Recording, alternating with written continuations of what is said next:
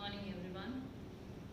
Today I am going to start with the development of cardiovascular. So it will be a series of lectures and hence the videos will be uploaded simultaneously. Rather one by one, not simultaneously. And we will discuss the cardiovascular system in detail. Now the question is, why the cardiovascular system develops?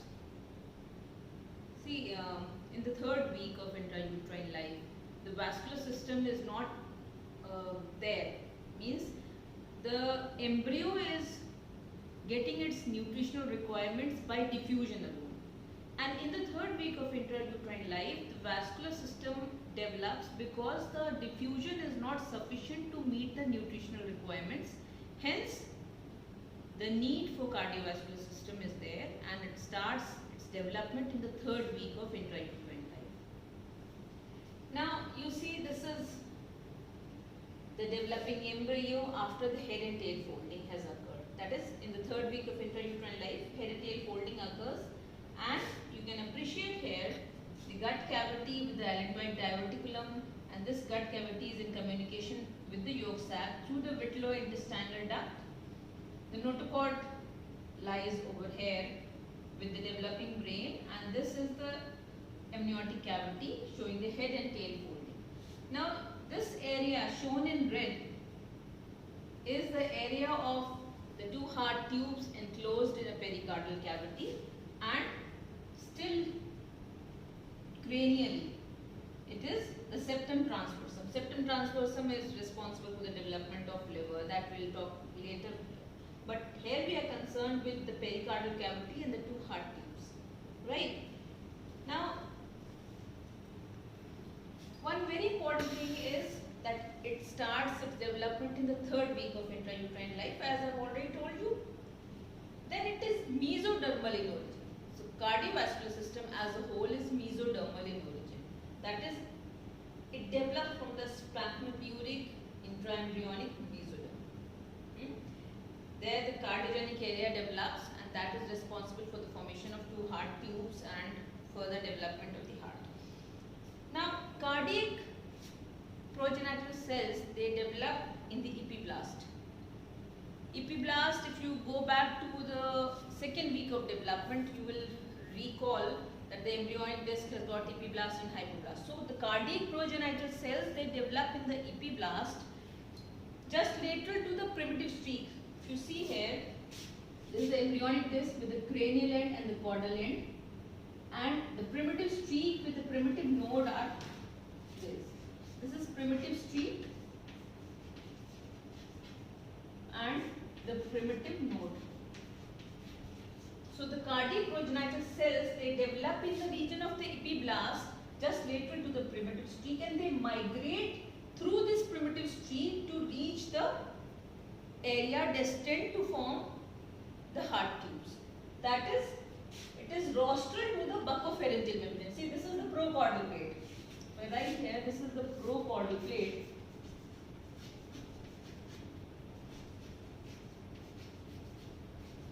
So, rostral to the procaudal plate or to the buccopharyngeal membrane lie the cardiac progenitor cells, migrating from the primitive streak, and they arrange themselves in such a manner that the cranial end, that is the cranial end of the heart tube, which is the arterial end, starts its deposition first, and then it moves cardinal, forming the primitive ventricle and then the sinus venosus respectively. At the same time, blood islands are also formed.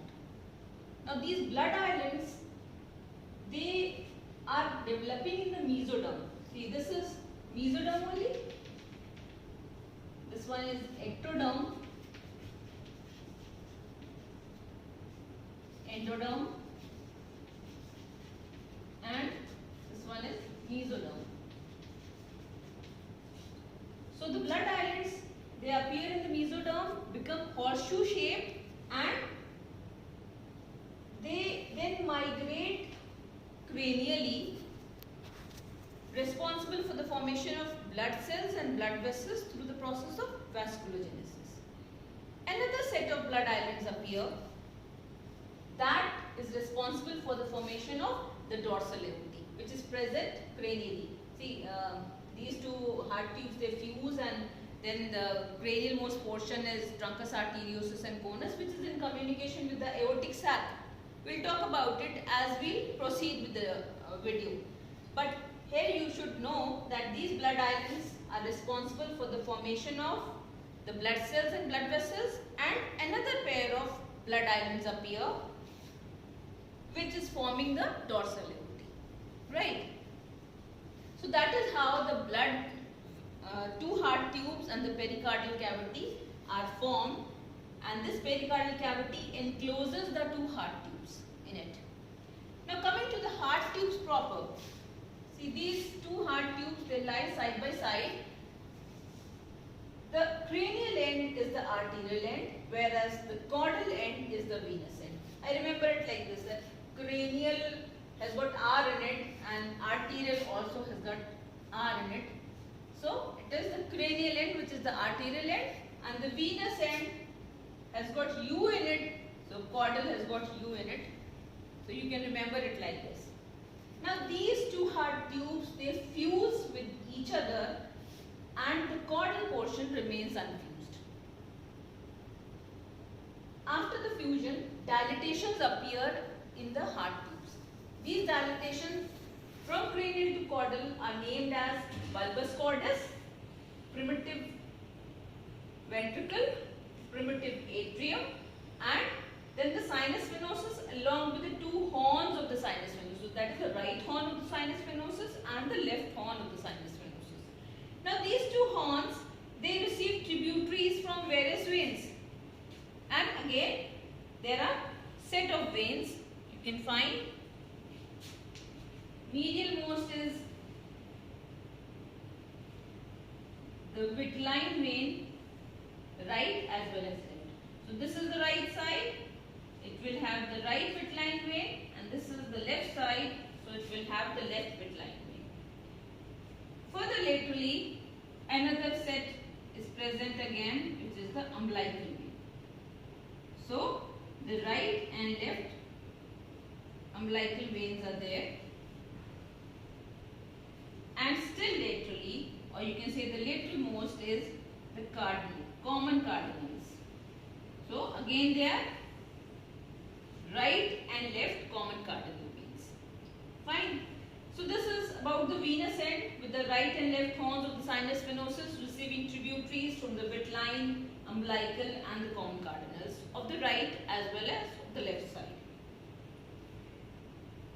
Now this is about the heart tubes. When you see the bulbus cordis, this bulbus cordis divides into proximal, conus and distal truncus. So truncus arteriosus is in communication, as you can see here in this diagram. The proximal part is the conus, this one, and the distal one is the truncus arteriosus, which forms the, in communication with the aortic sac, forms the pharyngeal arch arteries. There are 6 pairs of arch arteries, and they fuse, and then some of the structures are retrogressed and some of them persist to form the pharyngeal arch artery. That we will discuss later. But right now it is the bulbus cordis that divides into proximally conus and distally truncus arteriosus. Then there is primitive ventricle, primitive atrium and the sinus venosus. Now this primitive atrium receives sinus venosus as such in it. For this it has to narrow down, and there must be an opening through which these sinus venosus horns, they get absorbed into the right atrium. So what happens is this formation of septum spurium. Now this septum spurium is basically the inlet for the sinus venosus into the atrium. So initially it is a large opening, that is the sino-atrial orifice. Sino-atrial, as you can make out, is sinus venosus with the atrium. So sino-atrial orifice initially is a large opening, then it gets narrowed down and shifts to the right. Right? You can see here, shifts to the right, and finally this septum spurium has got right and left venous walls, and this is how the opening of the sinus venosus is into the right atrium. Initially the right and left atrium are not demarcated, but it is present on the right side and it opens into the right atrium. Then there is AV canal, that is the communication between the primitive atrial chamber and the primitive ventricular chamber. That is through the atrioventricular canal. Initially it is a round AV canal, then it gets elongated and two cushions appear in it. One is a dorsal cushion, another is a ventral cushion. They grow in size and approximate with each other to form the right atrioventricular and left atrioventricular orifices. And these cushions are termed as septum intermedium.